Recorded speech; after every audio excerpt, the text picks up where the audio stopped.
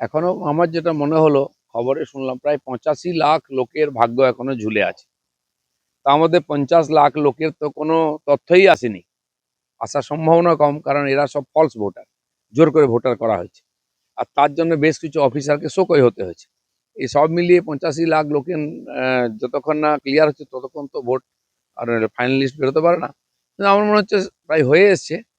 আর সেটা এই ডেট হোক বা এক আধ দিন বেশি লাগতে পারে, সেটা নির্বাচন কমিশন ঠিক করবে। আরো নাম যদি বাদ যায়, 85 লক্ষ বললেন, তো আরো যদি নাম বাদ যায় তাহলে কি শাসক চাপে পড়বে, শাসক দল? শাসক তো প্রথম থেকেই চাপে আছে। এসআইআর এর নাম শুনেই জ্বর এসছে, সে জ্বর এখনো ছাড়েনি। ফাইনাল লিস্ট যদি বেরিয়ে যায়, আমার জ্বরটা আরো বেড়ে যাবে, 102-3ও হতে পারে।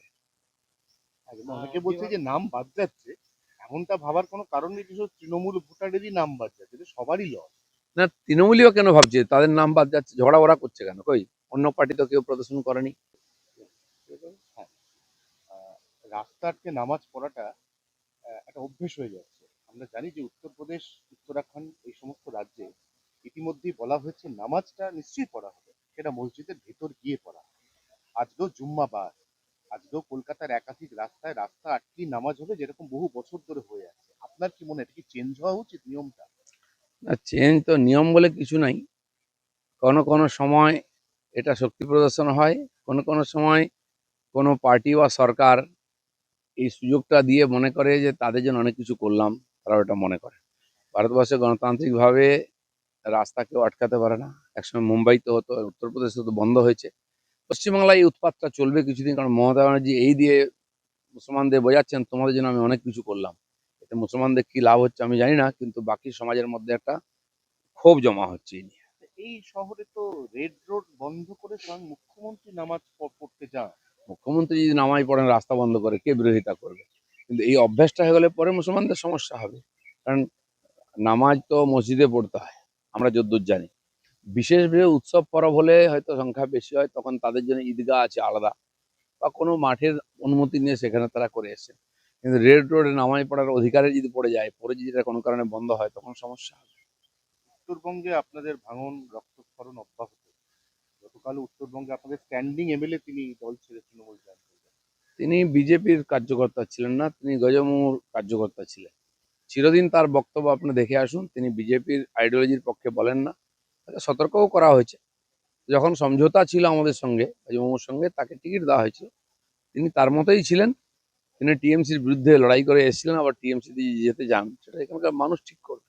হ্যাঁ, কিন্তু ভোটের আগে উত্তরবঙ্গ, যেটা বিজেপির শক্ত ঘাঁটি বলে আপনারা বলেন, দক্ষিণবঙ্গের বাঁকুড়া পুরুলিয়ার পাশাপাশি উত্তরবঙ্গই আপনাদের সব থেকে স্ট্রং বেস। উত্তরবঙ্গ আগের থেকে শক্ত ঘাঁটি ছিল, এখনো আছে। প্রতিনিধিরা চলে যায় কিন্তু ভোটাররা থাকে, যারা জেতায় ওদেরকে। তো তারা জিতিয়েছে, তারা আবার হারাবে ওকে, বিজেপিকেই জেতাবে। তো একাধিকবার হয়েছে এরকম। দাদা, এসআইআর প্রক্রিয়া শেষ হয়ে গেলেই রাজ্যের নির্বাচনের নির্ঘণ্ট ঘোষণা হয়ে যাবে।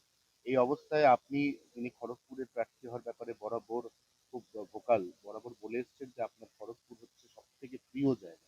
এখনো পর্যন্ত কি আলোচনা হয়েছে, আপনাকে কোথায় টিকিট দেওয়া হতে পারে? কারোর সঙ্গে কোনো আলোচনা হয়নি, তার জন্য বডি আছে। জেলা থেকে নির্ণয় নেওয়া হয়, প্রদেশ থেকে, আর সর্বোচ্চ নির্ণয় হয় পার্লামেন্টারি বোর্ডে। পার্লামেন্ট বা অ্যাসেম্বলি ইলেকশনে তারা ঠিক করেন। আর পার্টির সেই সিস্টেম অনুযায়ী যখন পার্টির লিস্ট ক্লিয়ার হবে, ওটাই ফাইনাল। তার আগে কোনো কিছু কথাবার্তা ফাইনাল এসব চর্চা তো সব জায়গায় চলছে। যারা অথরিটি আছেন, কমিটিতে আছেন, তারা ডিসিশন নেন, তারা নাম পাঠান, সেসব প্রক্রিয়া চলছে। এই যে বৌদি ড্রপ বক্সে ফেলেছেন নিজের প্রার্থী হওয়ার ইচ্ছা 3 জায়গায়, এখনো পর্যন্ত সেটা নিয়ে কোনো ফিডব্যাক পেয়েছেন, মানে কেউ সেটা পড়েছে বা না, আলোচনা? কোনো ফিডব্যাকের প্রশ্নই নেই। যত নাম এসছে সেগুলো লিস্ট করছেন, আর সেটা নিয়ে আলোচনা হবে। যে যোগ্য মনে হবে পার্টি তাকে প্রার্থী করবে। আমার যতদূর জানা আছে, একজ্যাক্ট সংখ্যা বলতে পারবো না, প্রায় 3,500 নাম ড্রপ বস্টে পড়েছে, আর বেশিও হতে পারে। তার মধ্যে আমার স্ত্রী, তিনি পার্টির পুরনো কর্মী। অনেকে যেমন নাম দিয়েছে, উনিও নিজের ইচ্ছা জাহির করেছেন যে আমিও ভোট লড়তে চাই। পার্টি যোগ্য মনে করলে তাকে টিকিট দেবে, নাহলে দেবে না। আপনার সবুজ সংকেত রয়েছে? না, আমি তো ওনাকে বলিনি যে তুমি রাজনীতি করতে পারবে না, তুমি রাজনীতি করো, তোমার ইচ্ছা মতো করবে, নিজের জোরে করবে, পার্টি বাকি ডিসিশন নেবে। হ্যাঁ, কিন্তু স্বামী স্ত্রী দুজনেই যদি প্রার্থী হয়ে যায়, মানে সংসারটা সামলাবে। আমাদের আবার সংসার কি, সামলাবার জন্য লোক আছে, মা আছেন বাড়িতে। রাজনীতি করে, আগের থেকে করে, আমিও আগের থেকে করি, সেভাবে রাজনীতি করব। আর আমরা প্রার্থী হব কি না সেটা পার্টি ঠিক। ধরুন দুজনেই প্রার্থী হলেন, দুজনে জিতেও গেলেন, হ্যাঁ, কি হবে তখন? দুজনের আলাদা আলাদা সংসার ছিল, এক হয়েছে। আবার দুজনে লড়াই করবে, পার্টির কর্মীরা লড়াই করবেন, তারা পার্টির নেতাদেরকে জেতান, নিজে কেউ জেতে না।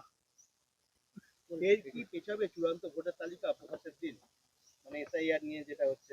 এখনো আমার যেটা মনে হলো, খবরে শুনলাম প্রায় 85 লাখ লোকের ভাগ্য এখনো ঝুলে আছে। তার মধ্যে 50 লাখ লোকের তো কোনো তথ্যই আসেনি, আসার সম্ভাবনা কম, কারণ এরা সব ফলস ভোটার, জোর করে ভোটার করা হয়েছে। আর তার জন্য বেশ কিছু অফিসারকে শোকই হতে হয়েছে। এই সব মিলিয়ে 85 লাখ লোকের যতক্ষণ না ক্লিয়ার হচ্ছে ততক্ষণ তো ভোট আর ফাইনাল লিস্ট বেরোতে পারে না। কিন্তু আমার মনে হচ্ছে প্রায় হয়ে এসছে। আর সেটা এই ডেট হোক বা এক আধ দিন বেশি লাগতে পারে, সেটা নির্বাচন কমিশন ঠিক করবে। আরো নাম যদি বাদ যায়, 85 লক্ষ বললে, তো আরো যদি নাম বাদ যায় তাহলে কি শাসক চাপে পড়বে, শাসক দল? শাসক তো প্রথম থেকেই চাপে আছে। এসআইআর এর নাম শুনেই জ্বর এসছে, সে জ্বর এখনো ছাড়েনি। ফাইনাল লিস্ট যদি বেরিয়ে যায়, আমার মনে হয় জ্বরটা আরো বেড়ে যাবে, 102-3ও হতে পারে। অনেকে বলছে যে নাম বাদ যাচ্ছে, এমনটা ভাবার কোনো কারণ নেই, বিশেষ তৃণমূল ভোটারেরই নাম বাদ যাচ্ছে, এটা সবারই লস। না, তৃণমূলীয় কেন ভাবছে তাদের নাম বাদ যাচ্ছে? ঝগড়া ওরা করছে কেন? কই অন্য পার্টি তো কেউ প্রদর্শন করেনি, কেউ বিএলওদের আটকায়নি, বাড়িতে ঢিল মারেনি, ভয় দেখায়নি, বিজেপিও করেনি। আর সেই জন্য ক্ষমতায় এর আগের লাস্ট যে এসআইআর হয়েছে পশ্চিমবাংলায় 2 থেকে 4 সালে, তখন সিপিএম ক্ষমতায় ছিল। আর তাতে সিপিএম এর লাভ হয়েছিল, সিপিএম জিতেছিল সেকেন্ড টাইম। তো টিএমসি কেন ভয় পাচ্ছে হেরে যাবে? আর যেমন বিহারে ইলেকশন হলো, বিহারে 65 লক্ষ নাম বাদ গেল, যেখানে সরকার ছিল বিহারের বিজেপির, আবার তারাই জিতলো। এখানে তাই হওয়া উচিত। কিন্তু মনে হচ্ছে ডাল মে কুচ কালা হয়, তাই ভয় হচ্ছে। এইভাবে লক্ষ্মী ভান্ডারের বরাদ্দ বাড়িয়ে দিয়েছে, যুব ভারতী বরাদ্দ বাড়িয়ে দিয়েছে, তাতে কি মনে হচ্ছে আপনারা কোনো চাপে পড়তে পারে? দিল্লিতে সরকার অনেক কিছু বাড়িয়েছিল, এভাবে জিতেও ছিল, কিন্তু দেখা গেল টাই টাই ফিস, ভোট হলো, মানুষ শুয়ে দিল ওদেরকে। তো সেই জন্য মানুষ এত বোকা নয় যে 2-4 টাকা নিয়ে ভোট দিয়ে দেবে। টাকা নেবে, ভোট যেখানে দেওয়া সেখানে দেবে। এখনো আমার যেটা মনে হলো, খবরে শুনলাম প্রায় 85 লাখ লোকের ভাগ্য এখনো ঝুলে আছে। তার মধ্যে 50 লাখ লোকের তো কোনো তথ্যই আসেনি, আসার সম্ভাবনা কম, কারণ এরা সব ফলস ভোটার, জোর করে ভোটার করা হয়েছে। আর তার জন্য বেশ কিছু অফিসারকে শোকই হতে হয়েছে। এই সব মিলিয়ে 85 লাখ লোকের যতক্ষণ না ক্লিয়ার হচ্ছে ততক্ষণ তো ভোট আর ফাইনাল লিস্ট বেরোতে পারে না। কিন্তু আমার মনে হচ্ছে প্রায় হয়ে এসছে।